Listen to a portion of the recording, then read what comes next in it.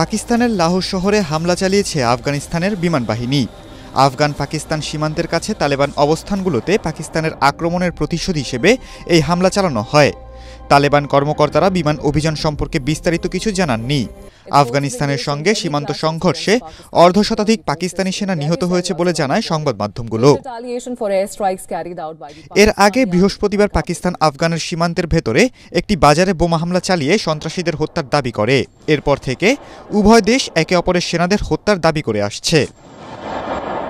তালেবান সরকার রোববার দাবি করেছে তারা পাকিস্তানের মোট ৫৮ জন সেনাকে হত্যা করেছে।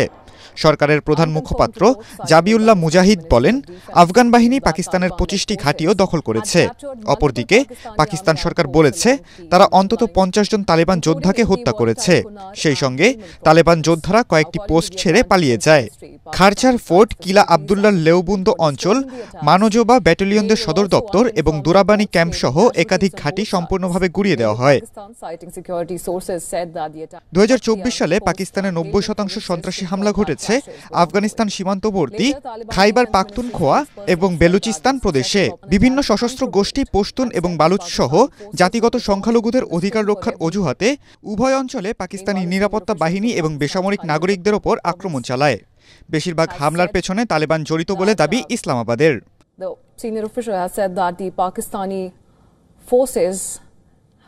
খালিদুল ইসলাম তানভীর, এটিএন বাংলা।